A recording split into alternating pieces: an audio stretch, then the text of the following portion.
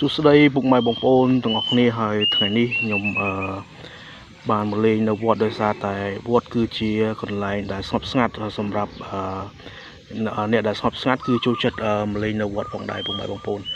សម្រាប់ខ្ញុំគឺខ្ញុំចូលចិត្តមកអង្គុយលេងនៅវត្តព្រោះថាកន្លែងវត្តនេះគឺជាកន្លែងដែលកន្លែងព្រះធម៌ដែល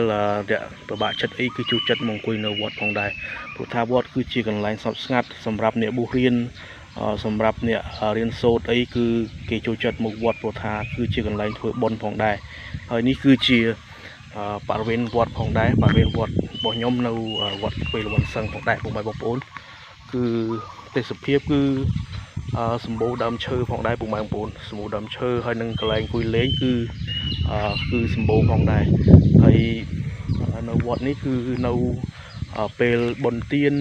ពេលបុណ្យប្រពៃណីជាតិអីគឺមានញាតិញោមពុទ្ធបរិស័ទនិងពុកម៉ែបងប្អូនតែនៅក្នុងតំបន់ឃុំសឹងនៅក្នុងតំបន់ឃុំសឹងយើងនេះគឺតែងតែមកធ្វើបុណ្យផងដែរពុកម៉ែបងប្អូនគឺពេលថ្ងៃសិលឬក៏ជុំបិណ្ឌចូលឆ្នាំកឋិនអីគឺមានការលេងស្រុះគ្នាមែនទែនគឺយើងលេងមនុស្សច្រើនមែនទែនវត្តនេះគឺចូលឆ្នាំពេលកឋិនពេលជុំបិណ្ឌអីគឺមានអ្នកមកធ្វើបុណ្យច្រើនណាពុកម៉ែបងប្អូនព្រោះថាបរិវេណ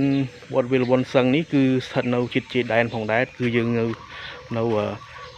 ជិតអូបជនគឺយើងជិតជាដែនថៃផងដែរពុកម៉ែបងប្អូន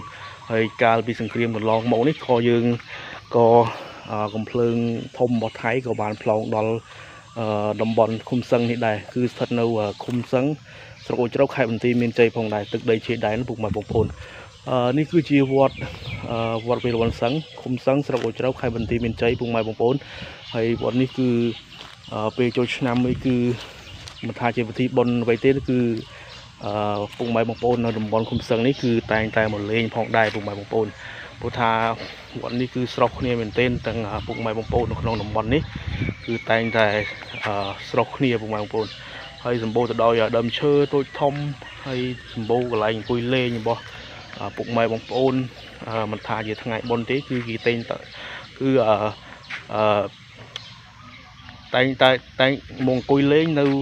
ក្នុងបរិវេណវត្តផងដែរពុកម៉ែបងប្អូនព្រោះថាវត្តនេះគឺសម្បូរដើមឈើកន្លែងអង្គុយលេងច្រើនហ្មងដែរពុកម៉ែបងប្អូនព្រោះថាទីធ្លាគឺធំមែនទែនពុកម៉ែបងប្អូនមិនថាជាថ្ងៃបុណ្យទានឬក៏ថ្ងៃធម្មតាទេគឺគេតែងតែមកអង្គុយលេងផងដែរពុកម៉ែបងប្អូនបាទពុកម៉ែបងប្អូនហើយវីដេអូរបស់ខ្ញុំក៏មានត្រឹមតែប៉ុណ្ណេះទេហើយជួបគ្នានៅវីដេអូក្រោយទៀតជាមួយខ្ញុំបាទផងដែរបើសិនជាពុកម៉ែបងប្អូនឆ្លាញ់នៅវីដេអូរបស់ខ្ញុំពុកម៉ែបងប្អូនអាចជួយ follow page និងជួយ subscribe នៅ YouTube របស់ខ្ញុំអ្នកមួយដើម្បី